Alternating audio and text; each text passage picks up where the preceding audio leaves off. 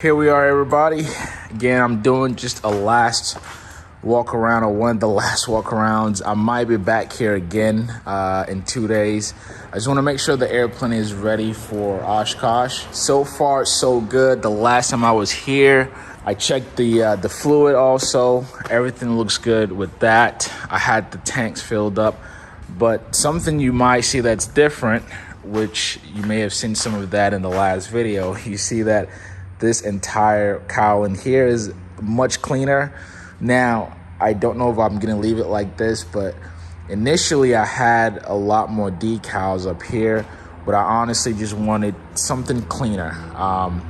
And chances are I'll probably play around with it a little bit more. But right now, this is how it's going to the show. So I basically changed these out. I reduced the size of the flags as well, and I removed a bunch of the other decals that we had here. But I like the clean look. Again, I may do something more to it, but for now it just is. I like this look for right now. We still got the Sling TSI Garmin, but anyways, this is what's been going on, guys. You can see outside here, boom. This is really what we've been dealing with I would say the last 2 months. So not a lot of flying going on, at least for somebody of my rating. But I've sort of been in and out, just making sure the airplane is good.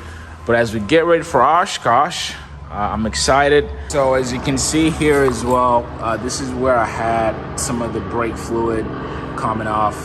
Actually, let me see if it's better light up front so I show you guys.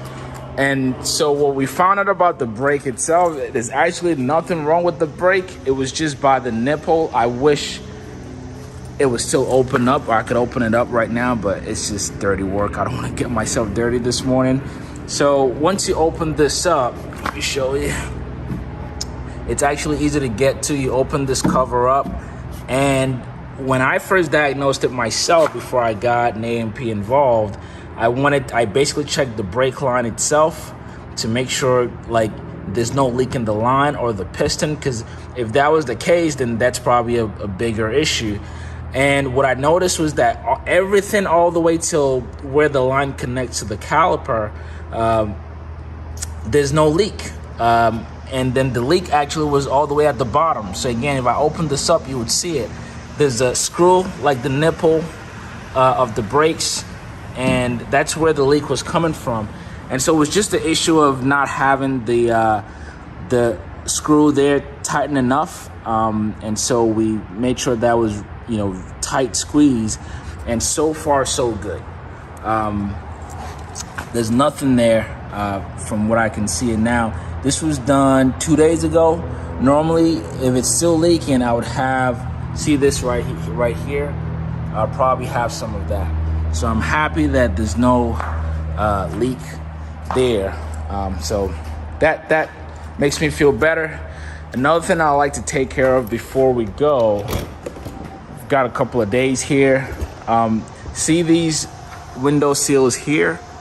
They look good, but I wanted something much bigger to cover this entire thing, because I remember initially when I first brought the plane home, this was back during the winter, and it can get really cold up there. So although the plane had a nice heater in it, I did feel a little bit more chilly in there, and part of it was because we had some air coming in from the seal. So I'm gonna try to change this out before heading back to Oshkosh. Hopefully we'll be able to get it done sooner than later. So that's really all that's changed so far. And I don't know if I mentioned to you guys, I did a digital checklist. I still have my paper checklist, but actually let me show you the digital checklist. Now, here's a checklist for my airplane, and for most single engine airplanes like this, you would get a paper checklist very, very similar to this. And you have to go through this whenever you're pre-flight in and starting your engines and taxing and so on and so forth.